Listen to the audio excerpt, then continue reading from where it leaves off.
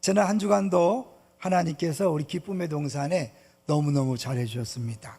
화요일 날 우리 한 달에 한 번씩 있는 한번 기도에 추운 날씨에도 불구하고 63명이 기도 용사가 되어서 기도해 주셨고, 그 기도의 효과, 열매가 모든 예배와 프로그램에 나타나는 걸 볼 수 있습니다. 감사합니다. 두 번째로는 수요일 날 단기 선교 파송 예배를 드렸습니다. 우리 두 나라에 우리가 파송하는 겁니다.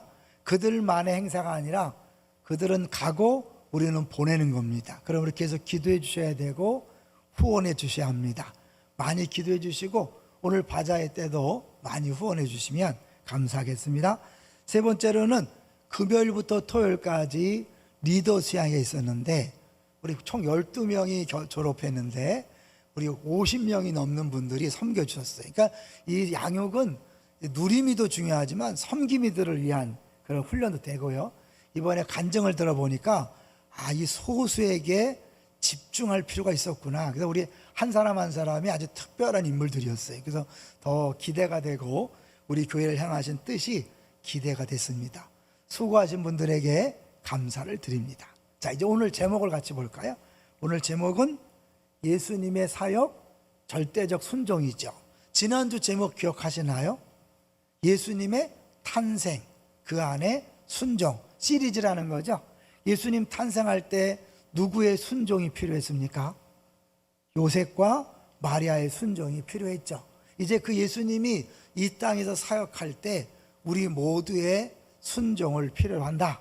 그 내용입니다. 이제 오늘 본문요, 읽으면 읽을수록 좀 이해가 안 되는 면들이 있고 우리를 헷갈리게 할 수 있는 부분이 있어서 설교를 듣기 전에 우리가 두 가지 질문을 해보고 그 질문을 중심으로 같이 설교를 나눠보려고 해요. 첫 번째로는 어떻게 한마디 나를 따라와 그랬는데 모든 걸 버려두고 따라갈 수 있을까? 여러분 어떻게 생각하세요? 어떻게 한마디에 배를 버려두고 심지어 야고보에 하는 아버지까지 버려두고 따라갈 수 있었을까? 두 번째로는 다 버리고 떠난다면 우리도 예수 믿는 순간 다 버려야 되는가? 직장을 다 버려야 되는가? 사업을 포기해야 되는가? 이게 질문을 갖고 한번 본문을 봐야 돼요. 근데 이제 본문에서는 이 답이 안 나와 있어요. 그래서 우리가 누가복음의 도움을 받고자 합니다. 누가복음 5장에 가면 베드로가 부름받은 장면이 똑같이 나오는데 그 베드로가 어떻게 부름받았고 왜 순종했는지를 볼 수 있고요. 그 베드로가 처음 부름받았을 때와 나중에 예수님을 3번 부인했을 때 어떻게 변화됐는지 요한복음 21장을 가지고 같이 보려고 그래요. 그래서 먼저 우리 마태복음을 읽고 누가복음으로 가보려고 합니다. 먼저 18절, 4장 18절 시작. 갈릴리 해변에 다니시다가 두 형제 곧 베드로라 하는 시몬과 그의 형제 안드레가 바다에 금을 던지는 것을 보시니 그들은 어부라. 네, 이들을 어디에서 제자 삼았는가가 중요하죠. 갈릴리 해변이다. 갈릴리 나오는 지도 한번 잠깐 보여주세요. 이 갈릴리라는 데가요, 유대인과 이방인이 혼합해 살기 때문에 같은 유대 지방에서도 무시당하던 지역이었어요. 그리고 예루살렘에서 얼마나 떨어져 있나 보세요. 예루살렘이 유대의 핵심인데 멀리 떨어져 있는 변방에서 예수님이 제자를 택했다. 이게 굉장히 중요한 의미가 있는 거죠. 자격이나 조건, 능력을 본 것이 아니라 하나님의 은혜로 선택했다는 걸 보여주는 것이고, 이제 저기서 뭐 하다가 선택받았는가? 재미를 위해서 관심을 집중해서 사진 2장을 준비했습니다. 먼저 금을 던지는 것을 보고 했다 그랬죠? 금을 던지는 거. 저기에 베드로는 아니에요. 그냥 사진이 않았죠. 두 번째는 금을 깁는 거. 금을 수선하는 거죠. 그죠? 수선하는 거. 그러니까 어부로서 마땅히 해야 될 일을 하고 있을 때 예수님이 그들을 제자로 불렀다. 자, 그래서 이제 18절, 19절까지 볼까요? 19절 시작. 말씀하시되 나를 따라오라. 내가 너희를 사람을 낚는 어부가 되게 하리라 하시니. 네, 18절에 그들은 어부다. 아니 뭐 금을 던지는 거면 당연히 어부인데 어부라고 굳이 표현을 했어요. 그리고 나서 19절에 보면 예수님 날 따라와라. 그러면 내가 너희를 사람을 낚는 어부다. 고기를 잡는 어부에서 사람을 낚는 어부로 바꿔주겠다라고 하는 거죠. 그런데 그 말 한마디에 20절 보세요. 시작. 그들이 곧 그물을 버려두고 예수를 따르니라. 말 돼요, 안 돼요? 여러분 같으면 갑자기 누구 나타나서 날 따라와. 그럼 따라가겠어요? 유괴범이 아닌데, 그죠? 그런데 이거를 누가복음에 보면 이해가 돼요. 자, 누가복음 5장으로 가보겠습니다. 누가복음 5장을 가보시면 이제 똑같이 베드로를 부르시는 장면이 나오는데, 먼저 예수님이 배에 올라서, 베드로의 배에 올라서 이제 말씀을 가르치죠. 그 말씀을 들으면서 베드로는 아, 이분이 보통 분은 아니구나라는 걸 조금은 감이 잡혔을 거예요. 자, 그런데 중요한 건 4절이에요. 자, 누가복음 5장 4절 시작. 말씀을 마치시고 시몬에게 이르시되 깊은 데로 가서 그물을 내려 고기를 잡으라. 이게 생각하면 알수록 이상한 거 아니에요? 이들은 평생 고기잡이 했던 사람이에요. 고기가 전문이에요. 예수님은요, 고기 잡아봤어요? 아니요. 목수 출신, 목수. 아버지가 목수잖아요. 그 목수가 전문 어부에게 이래라 저래라 말 돼야 안 돼요? 말도 안 되죠. 그럼에도 불구하고 베드로가 그 말을 듣고 그물을 내립니다. 5절입니다. 5절 시작. 시몬이 대답하여 이르되 선생님 우리들이 밤이 새도록 수고하였으되 잡은 것이 없지만은 말씀에 의지하여 내가 그물을 내리이다 하고. 우리 같으면 콧방을 꼈겠죠. 내가 밤새도록 잡았습니다. 없어요. 오늘 없어요.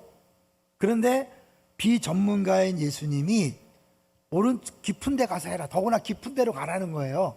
그런데 베드로가 웬일인지 그 말을 듣고 순종해서 그물을 내립니다. 어떻게 됐어요? 고기가 너무 많이 잡혔어요. 어떤 사람이 얘기하기에 한 1년치 잡을 거를 잡은 것 같다. 그렇게 얘기를 해요. 그래서 옆에 있는 친구까지 불러서 간신히 그 고기를 이제 잡았는데 8절에 베드로의 반응이 재밌어요. 8절 읽겠습니다. 시작. 시몬 베드로가 이를 보고 예수의 무릎 아래에 엎드려 이르되 주여 나를 떠나소서 나는 죄인으로소이다. 왜 이렇게 반응할까요? 나를 떠나래. 나 죄인이라는 거예요. 여기서 진짜 고수를 만난 모습인 거죠. 단순히 물고기가 아니라 아, 이분이 보통 분이 아니구나. 말씀하는 거 들어봤을 때 아, 평범하지 않다 생각했는데 그 말에 순종했을 때 밤새도록 잡지 못했던 고기를 배가 터질 정도로 잡은 것을 보면서 그 기적 앞에 무릎을 딱 꿇은 거예요. 왜? 진짜 주를 만나면요, 자기 자신의 모습을 보게 돼 있어요. 여러분 정말 예수님을 만났습니까? 예수를 만난 증거가 뭐냐면 내가 얼마나 큰 죄인인가를 깨닫게 되는 거예요. 만약에 지금까지 신앙생활하면서 한 번도 내가 죄인임을 인정하지 않았다, 깨닫지 않았다. 내가 죄 안 짓진 않지. 근데 내가 그렇게 심각한 죄인은 아니야. 아직 예수 못 만난 거예요. 진짜 예수 만난 사람은 내가 정말 구제불능의 죄인이라는 걸 깨달아야 돼. 그게 진짜 시작인 거예요. 만약에 그런 경험이 없다면 여러분 기도하셔야 돼요. 그 경험이 없으면 아무리 오래 예수 믿어도 신앙이 변하지 않아요. 그래서 이 베드로는 진짜 주를 만났어요. 그러니까 어떻게 바로 자기의 더러움이 딱 느껴지면서 무릎을 꿇은 거죠. 나를 떠나세요. 근데 이게요, 요한복음 21장에 가면 어떻게 변하는지 마지막에 가서 볼 거예요. 떠나세요. 그럼 예수님, 그래, 네가 너를 알구나. 그래, 너 계속 있어라. 그런 게 아니에요. 예수님 뭐라 그랬어요? 죄인이라고 고백한 그를 아시고, 이제 10절을 볼까요? 10절, 5장 10절 시작. 세베대의 아들로서 시몬의 동업자인 야고보와 요한도 놀랐습니다. 예수께서 시몬에게 이르시되 무서워하지 말라. 이제 후로는 내가 사람을 취하리라 하시니. 무서워하지 말라. 네가 죄인인 거 다 안다. 내가 이제 너를 내 파트너로 삼겠다. 그러니까 예수님께서 그가 뭐 몰라서 실수로 그를 만난 게 아니잖아요. 다 알고 찾아간 거죠. 여기서요, 우리 한번 그 4번을 한번 보겠습니다. 4번을 보시면 당시 이제 어부들이 가난하지 않았다 그래요. 더구나 이 베드로는 그 예수님의 말씀에 순종해서 거의 1년치 먹을 수입을 얻은 거죠. 근데 그 모든 것들을 다 포기하고 떠났다는 것은 이제 그 예수님이 보통 분이 아니라는 것을 분명히 깨달았는데, 더구나 자기는 죄인이라서 갈 수 없다 그랬는데 내가 널 파트너 삼을 거야. 얼마나 큰 감격이에요. 그런 거죠. 다 자기의 부족과 연약함을 알고 있음에도 불구하고 내가 너의 나를 파트너 삼겠다. 저 위대한 사람이, 물론 이때는 뭔가 이제 진짜 예수님을 따라가는 게 뭔지 모르면서 한 자리 하려고 따라간 거겠죠. 그렇죠? 그래서 계속 제자들은 끊임없이 뭐 갖고 싸웠어요? 누가 크냐 싸웠어요. 그리고 요한과 야고보는 엄마를 동원해서 치맛바람 일으켰잖아요. 우리 두 아들을 좌의정, 우의정에 앉혀주십시오. 이렇게 청탁할 정도로 그들은 십자가의 의미를 몰랐어요. 그러니까 이때는 이분은 보통 분이 아니다. 당시의 분위기는 언젠가 메시아가 올 것이라는 기대감이 있었기 때문에 그 잘못된 기대감 속에 예수님을 그 메시아로 인정하고 따라간 거죠. 근데 그게 나중에 어떻게 변하는가가 오늘 설교의 핵심인 거예요. 근데 여기서 예수를 따른다 할 때 그 앞에 예수님 말씀하신 단어가 중요해요. 보면 이제 후로는 내가 사람을 뭐한다? 취하리라 그랬죠. 근데 여러분 성경을 자세히 보시면 그 취하리라 앞에 뭐가 써 있어요? 1번 써 있는 거 보셔요. 1번? 한번 보세요. 성경을. 보세요. 성경을. 안 갖고 오셨구나. 성경 들고 다니셔야죠. 죄송합니다. 거기 1번 써 있잖아요. 취하리라. 근데 1번이라는 건 뭐냐? 나눠주라는 거죠. 성경 밑에 보면 1번하고 헬 써 있어요. 헐이 아니에요. 헬. 무슨 뜻이에요? 헬라어. 그런 뜻이죠. 헬라어로 사로잡으리라. 헬라어 뜻으로는 생포한다, 사로잡는다, 그런 뜻이 있어요. 근데 요게요, 신약에서 딱 2번 쓰였는데 여기 한 번 쓰이고 디모데후서 2장 26절에 쓰였어요. 제가 읽어드릴게요. 디모데후서 2장 26절에 보면 그들로 깨어 마귀의 올무에서 벗어나 하나님께 사로잡힌 바 되어 그 뜻을 따르게 하실 감이라. 하나님께 사로잡힌다 할 때 똑같은 단어를 쓴 거예요. 그러니까 이 예수님께서 제자들을 부르신 목적은 뭐냐면 사람들을 생포해서 하나님의 백성으로 삼는 거예요. 마귀의 올무에 매여서 죄의 노예가 돼서 죽을 수밖에 없고 죽어 있는 상황을 바꿔서 이제 진짜 사는 존재로 만들겠다는 거죠. 근데 하필이면 어부일까요? 이거는 이제 예레미야 16장 16절에 보면 어부가 나와요. 하나님이 심판을 하는데 어부들을 동원해서 사람들을 잡게 하겠다. 사냥꾼을 동원해서 사람들을 잡게 하겠다. 심판하려고 잡는 거예요. 여기는 왜 잡는다고요? 온 세상을 구원하기 위한 일꾼 삼으려고, 먼저 구원하고 자유 줘서 온 세상을 구원하는 예수님의 파트너로 삼으려고 한다는 거예요. 그러니까 이 마태복음에는 볼 수 없는 그 이유를 이 누가복음에 보여주는 거죠. 그러니까 이 말을 듣고 베드로가 선뜻 따라 나셨어요. 그리고 야고보, 요한도 따라 났으니. 그러면 이제 이들은 결국은 이제 이 예수를 만났기 때문에 따랐다는 건 뭘 의미하는가가 굉장히 중요해요. 정체성의 변화가 있다는 거예요. 우리 좀 어렵지만요, 사람들은 자기의 직업을 자기의 정체로 알아요.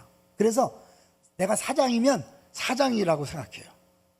경비원은 경비원을 생각해요. 물론 직분은 맞아요. 근데 내가 사장이라고 더 높고 경비한다고 낮을까요?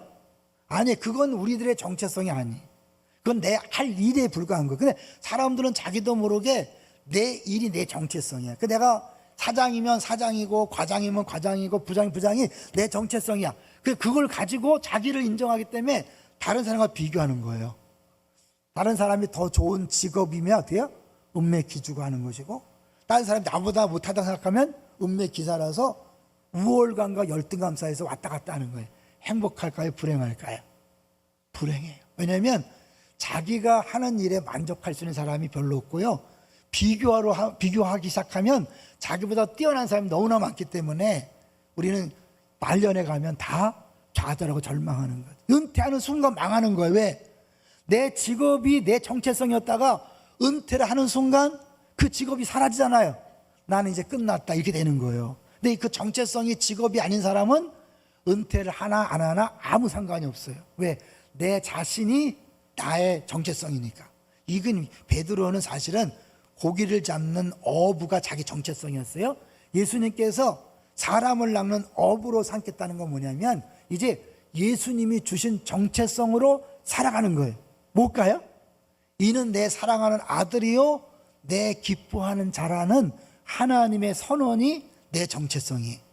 여러분은 누구예요? 내 직업이 나를 말하는 게 아니에요. 내 아파트 평수가 나를 말하는 게 아니에요. 근데 우리는 끊임없이 세상에서 내 직업과 내 소유와 재물과 이것으로 나를 평가해요. 그리고 수없이 우월감, 열등감이 왔다 갔다 한단 말이에요. 그러니까 얼마나 이 부자연스럽고 비교 속에서 불행한 인생을 사는지 몰래. 예수님 그걸 자유케 하시는 거예요. 사람을 낚는 어부가 되게 똑같은 어부에서 어부인데 차이는 뭐예요? 내가 알고 있던 정체성에서 주님이 주시는 정체성으로 바뀌는 거예요. 근데 이게 얼마나 심각하냐면 제가 며칠 전에 들었어요. 들었는데 우리 여기 새롭게 옛날 주공 1단, 2단지가 고층 아파트로 바뀌었죠. 다는 아니겠지만 일부 주민들이 자꾸 학교에다 진정서를 내는데 뭐라고 내냐면 9단지 사는 사람들은 중앙 초등학교 애들 보내지 말라고 해라. 수준이 다르기 때문에. 물론 과밀학급 이런 것도 있겠지만 제가 그 얘기를 들으면서 얼마나 차이 난다고 저럴까. 근데 사람이 그런 거예요. 조금만 내가 달라지면 옥매기 살아가 돼. 우리 교인 중엔 그런 사람이 없을 줄로 믿습니다. 만약에 우리 교인 중에 그런다면 아직 설교를 제대로 못 들은 거예요. 계속 복음이란 게 뭐예요? 차별이 없는 거예요. 복음은 그런 직업이나 학력이나 재산으로 누구를 결정하는 게 정체성이 없어요. 그러니까 비교 대상이 아니에요. 다 소중한 거예요. 다 귀한 거예요. 믿습니까? 근데 말은 이렇지만 나도 모르게 어떻게 순간 사람을 만나면 딱 외모를 보고 딱 재죠. 누가 더 센가? 누가 더 높은가? 직업을 딱 물어보고 또 비교하고 재산을 물어보고 비교하고 그러니까 끊임없이 그 비교 의식 속에서 실패한 인생을 사는 거예요. 예수를 진짜 만나면 그런 것이 내 정체성이 아니에요. 사업을 얼마나 크게 하냐 적게 하냐 문제가 안 돼요. 직장에서 직분이 내가 그 직분이 뭐예요? 내 자리가 과장이냐 부장이냐 사장이냐 아무 상관이 없어요. 왜? 나는 나로서 존귀한 분은 사람이니까. 믿습니까? 그래서 복음을 아는 사람은 자유한 거예요. 우월감도 없고 열등감도 없으니까 자유한 거예요. 자유하시기를 주의 이름으로 축원합니다. 이 고기를 낚는 어부에서 사람을 낚는 어부, 똑같은 어부지만 이렇게 예수님께서 바꾼다는 건 뭐냐면 일이 달라지는 것도 있지만 더 중요한 것은 정체성을 바꿔주는 거예요. 여러분 직업이 정체성이 아닙니다. 재산이 여러분의 정체성이 아니에요. 여러분의 학력이 정체성이 아니라 여러분 자신이 예수님 때문에 보물이고 존귀한 사람이고 하나님이 사랑하는 존재인 줄로 믿습니다. 자부심을 가지세요. 그래야 내게 주어지는 모든 것들이 주님 사랑의 표현으로 알아서 감사할 수 있는 거예요. 근데 내가 내 정체성을 재산을 가지고 또 내 직업을 가지고 내 성과를 가지고 하다 보면 끊임없이 자대로 절망하고 결국 나이가 들면서 망한 인생이 되는 거예요. 근데 이게 내 정체성이 아닌 사람은 나이가 들어도 더 행복한 거예요. 왜? 더 성숙해지면서 겉사람은 후패하지만 속사람은 날로 새로워지잖아요. 할렐루야. 자, 그러면 이제 더욱 구체적으로 그 일이 뭔가 했을 때 아까 얘기했지만 예수님이 사실은 목수인데 목수 출신이 어부에게 이래라 저래라 한단 말이에요. 이 말은 뭐냐면 예수님은 야, 네 일은 네 일이고 나는 영적인 부분만 내가 책임질 거야. 이게 아니라는 거예요. 예수님은 전인격적, 영적인, 육적인 모든 분야를 다 책임지시고 인도하시는 분이라는 거예요. 할렐루야. 그렇기 때문에 그분 말씀에 순종하면 대박이 터진다는 거예요. 여기 있잖아요. 예수님 말씀에 순종했더니 밤새도록 잡지 못했던 고기를 2배 가득 차게 채우도록 그런 기적을 체험했잖아요. 그 예수님이 우리가 믿는 예수님인 줄로 믿습니다.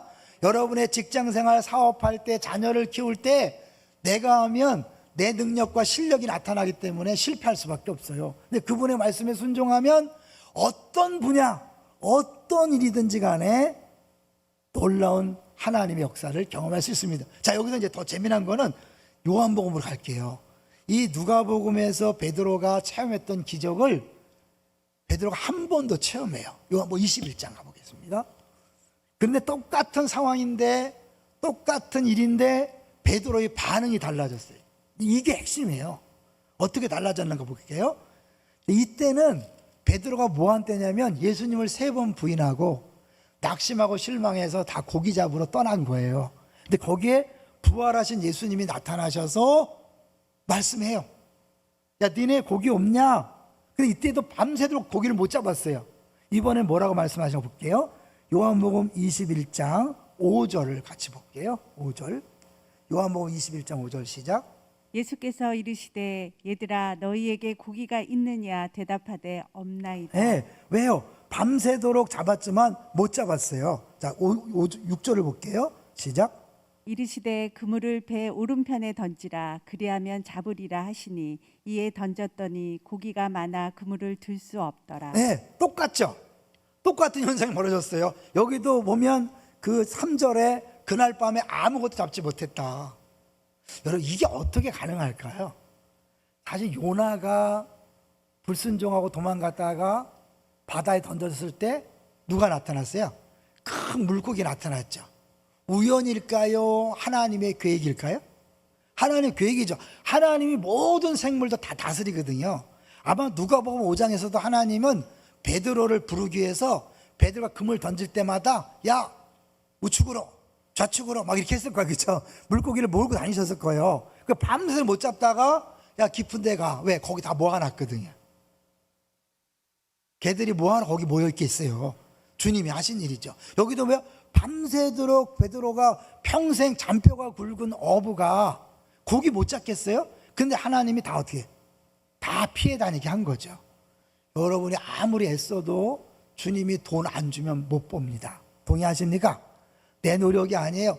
여호와께서 함께하지 아니하시면 수고하는 자의 수고 헛되다 그랬어요. 아침 일찍 일어나 밤에 늦게 누워도 그 수고 헛되다 그랬어요. 그걸 빨리 깨닫는 것이 지혜인 줄로 믿습니다. 주님께서 하셔야 되니까. 여기서 이제 그러니까 주님 말씀에 순종했을 때 어떤 일이 벌었어요? 고개가 꽉 찼어요. 근데 그 다음에 베드로의 반응이 달라요. 다 볼게요. 7절을 보겠습니다. 21장 7절 시작. 예수의 사랑하시는 그 제자가 베드로에게 이르되 주님이시라 하니 시몬 베드로가 벗고 있다가 주님이라 하는 말을 듣고 겉옷을 두른 후에 바다로 뛰어내리더라. 어떻게 달라졌어요? 여기 주님이 사랑하는 제자는 누굴까요? 사도 요한을 얘기하죠. 요한이 야, 예수님이다. 그러니까 이 요한은 참 똑똑한 것 같아요. 베드로가 모르고 있다가 예수님이다 그러니까 어때요? 누가복음에서는 나를 떠나세요 이랬잖아요. 나를 떠나세요. 그런데 여기서 어때요? 옷까지 입고 그 바다를 뛰어드는 거예요. 기다리지도 못하고 뛰어드는 거예요. 차이가 뭘까요? 왜 누가복음에서는 나를 떠나서 했겠어요?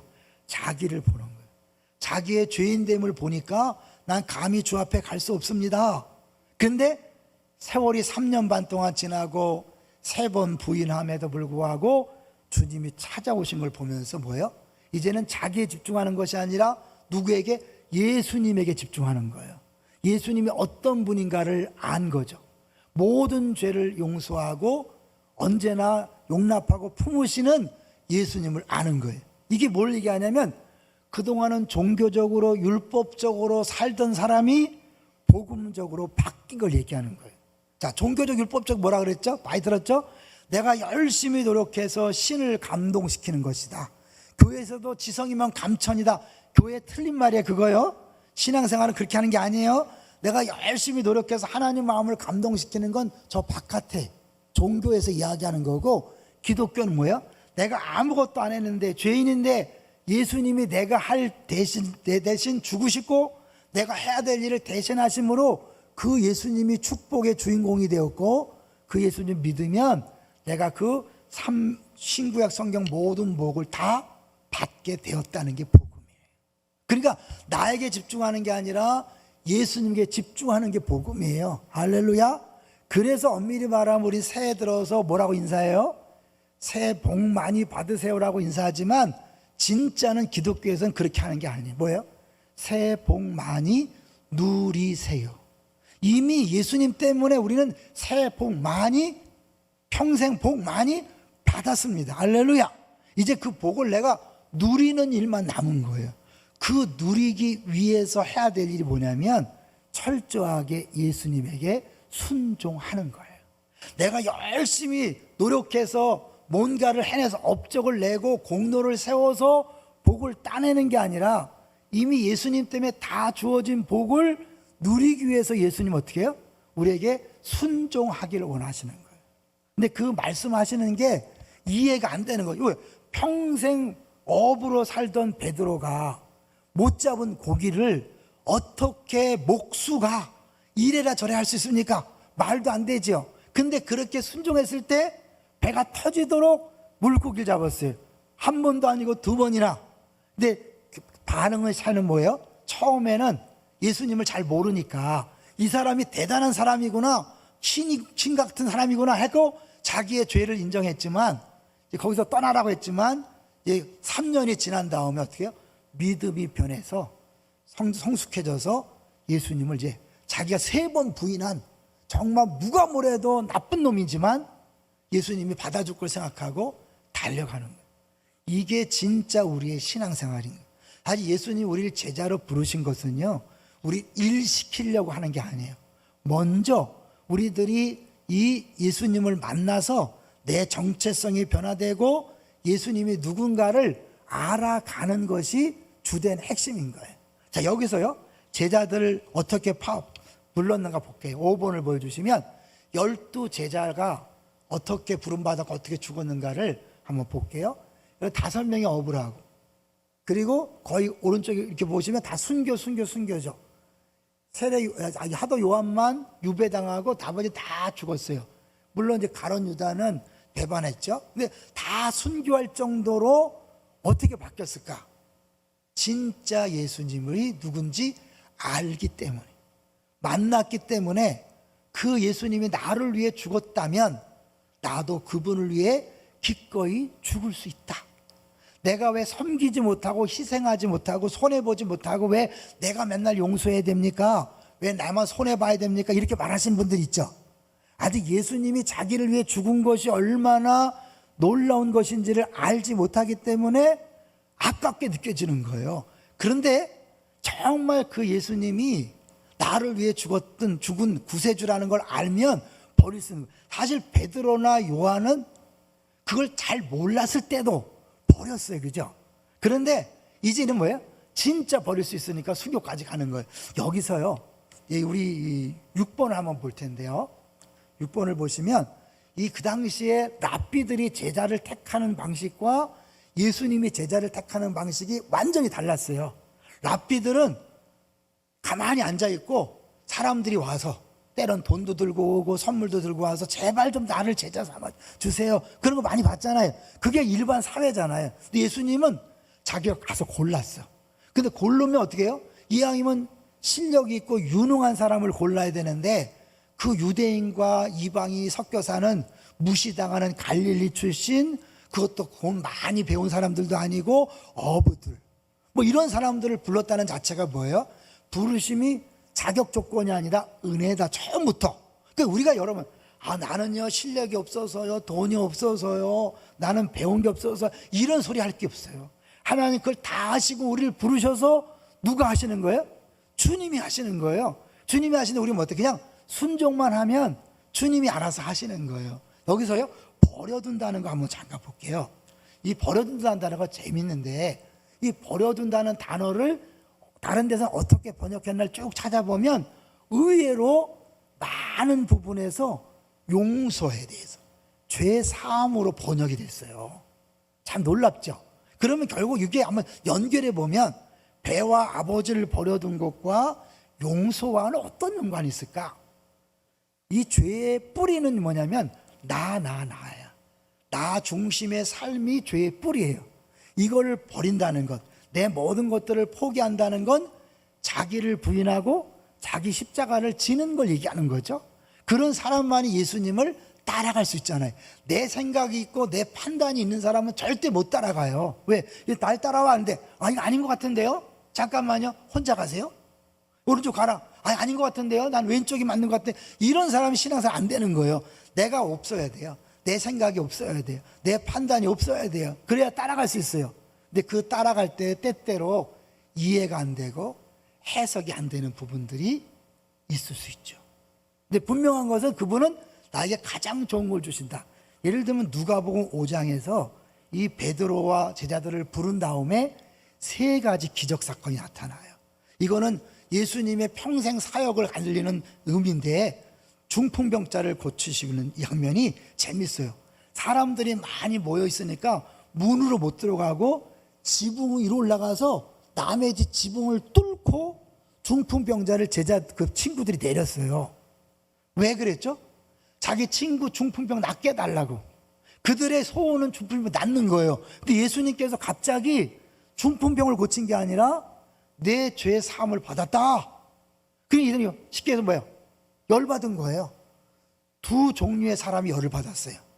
한 종류의 사람은 그 친구들과 당사자죠. 우리는 지금 병 고치러 지금 막 눈치 호치 다 무릅쓰고 지붕을 뚫고 내려왔는데 지금 병을 안 고치고 죄사함?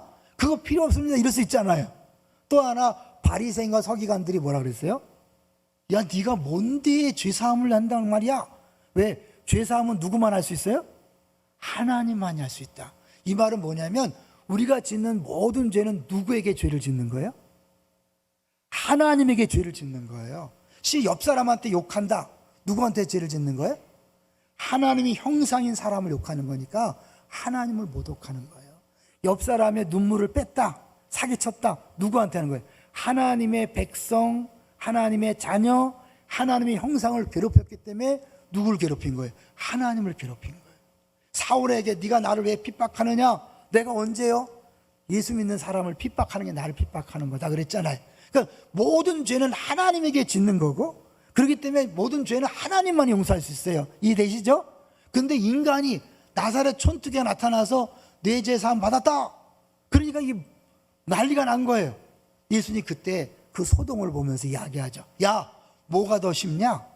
네 자리를 들고 일어가라. 병 고친 게 쉽냐? 내 죄 사함 받았다는 게 쉽냐? 어떤 게 쉬워요? 졸지 마시고 생각해 보세요. 어떤 게 쉬워요? 네? 여러분들도 어떤 게 쉬워요? 말이면 쉽지. 그러니까 어때요? 내 죄 사함 받는 게 쉬운 것 같이 보이죠? 예수님 말씀하시는 의도는 뭐 이게 더 어려운 거다. 내가 어려운 거란 왜요?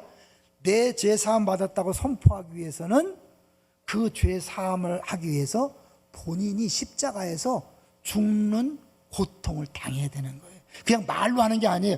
죄 사함을 선포하기 위해서는 예수님이 십자가에서 죽는 고통과 아픔을 겪어야 되기 때문에 이게 더 어렵고 힘든 거라는 거예요. 이해되시죠? 근데 우리가 볼 때는 뭐예요? 당장 급한 중풍 낫는 게 좋지. 지금 죄사함 그런 건 너무 먼 얘기 같아요. 이럴 수 있잖아요.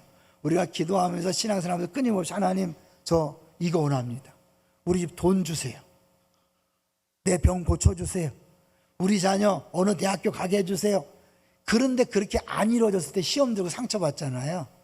하나님은 이게 아니라 더 좋은 거를 주기 원하십니다. 믿습니까? 근데 그게 지금 내 눈에는 이상해 보이고 해석이 안 되고 이해가 안 되는 거예요. 그런데 내가 이해가 안 되고 해석이 안 되지만 나를 부인하고 나는 없고 그분의 말, 내가 어부지만 밤새도록 고기를 잡아도 못 잡았지만 비전문가처럼 보이는 목수인 당신의 말을 의지하여 그물을 내렸을 때 어떻게 했어요? 터지도록 고기를 잡았잖아요. 이거를 깨달으면 이제 어떻게, 이제 처음엔 그냥 능력 있는 분만 생각했는데 이분이 능력만 있는 게 아니라 나를 위해 죽으실 정도로 나를 사랑하신다. 할렐루야. 이 차이를 아시겠어요? 능력만 있는 사람을 믿으면 어떻게 해요? 안 이루어지면 그냥 실망해요. 그런데 이 사랑까지 믿잖아요. 안 이루어졌을 때 뭔가 다른 이유가 있겠구나 라고 생각할 수 있는 거예요. 그러면서 이제는 내가 일이 성공하든 실패하든 그게 나에게 문제가 되지 않아요. 사업이 번창하든 안 되든 부끄러울 게 없어요. 주님이 알아서 하시는 거예요. 내가 직장에서 진급 안 해도 아무 문제 없어요. 결혼 못 해도 아무 문제 없어요. 안 하는 건지 보통 모르지만 아무 문제 없어요, 여러분. 왜? 그런 것이 나의 정체성이 아니니까. 믿습니까? 예수님이 나를 위해 죽으시고 부활하신 구원자를 믿는 것이 이 베드로의 모습인 것. 다 정리하잖아요. 누가복음 5장에서는 예수님을 단순히 나의 모델로, 그냥 보통 신으로 알았던 거예요. 요한복음 21장에서는 그분이 나의 구원자로 하는 거예요. 나를 위하여 죽으시고 부활하신 분으로 알기 때문에 이제는 뭐예요? 그 사랑을 의심하지 않으니까 무슨 말씀하시든지 다 순종하고, 순종했더니 짜자잔, 생각지 못한 놀라운 원더풀한 일들이 나에게 나타나는 걸 경험하게 되는 거죠. 그러면 그 사람은 이제 뭐예요? 굳이 다른 것을 자기를 포장할 수 없어요. 자, 볼게요. 세 개의 장을 한번 보여줄게요. 3장을 하지 마세요. 3장. 첫째, 포장을 하지 마시고. 둘째, 위장하지 마시고. 셋째, 변장하지 마세요. 어떤 사람이 이걸 합니까? 자신감이 없는 사람이 끊임없이 포장하잖아요. 나의 뭐 옛날 과거에 옛날에 고리적 얘기를 하면서 포장하잖아요. 아, 그러지 마세요. 괜찮아요. 괜찮아요. 위장, 거짓말로 자기를 꾸미고. 이번에 이기영 같이 거짓말 많이 하죠. 이기영. 변장, 본래 말씀하시도록 그냥 변장을 해서 화장을 걷어내면 알 수 없는 사람 되는 괜찮아요. 괜찮아요. 근데 그 모든 것들에서 자유할 수 있는 건 뭐야? 이제 내 정체성이 내 직업이나 학력이나 재산이 아니라 예수님이 나를 불러줬다는, 나를 제자 삼았다는, 나를 파트너 삼았다는 그 사실이 내 정체성이 되니까 자부심 있는 거죠. 이제 그분이 나를 불렀기 때문에 그분이 나를 책임지는 거예요. 이제 그분이 따라오라고 했으니까 따라가기만 하면 되는 거예요. 이게 성공이냐 실패 상관없어요. 자, 적용을 한번 할게요. 많은 사람에게 봉사 좀 하세요. 그럼 뭐라고 반응하죠? 여러분 뭐라고 반응해요? 제가 이 나이에 너무 바빠서, 능력이 없어서, 경험이 없어서 지금 우리 집안 형편이, 이건 다 누구를 보는 거예요? 다 나를 보는 거예요. 예수를 오래 믿어도 입만 열면 나야, 나. 내 환경, 조건, 능력을 보는 거예요. 진짜 믿음은 뭐예요? 내가 아니라 주님을 따라가는 거예요. 주님 말씀에 순종하는 거예요. 이해가 안 되고 해석이 안 되고 가다가 망할 것 같아도 가는 거예요. 내가 망하면 그 망한 것으로 주님이 일하시는 거예요. 그 재미난 얘기 들었죠? 어떤 목사님이 설교를 막 죽쓰고 내려서 막 힘들어하니까 사모님이 여보, 때로는 죽이 필요해요. 이랬다 그러지 않아요? 그런 거예요. 여러분, 내가 사업에 실패하다가 부끄러울 게 없어요. 사업의 문을 닫아도 그 문을 닫는 걸 통하여 주님이 누군가를 구원하셔요. 왜요? 우리들의 이제 근본적인 사역은 사람을 잡는 사역이잖아요. 어부잖아요. 우리 교회 공동체가 무슨 공동체? 제1010 사역 공동체. 제1010 요한복음 10장 10절. 내가 온 것은 양으로 생명을 얻게 하고 더 풍성케 하려 함이라. 생명은 전도예요. 전도.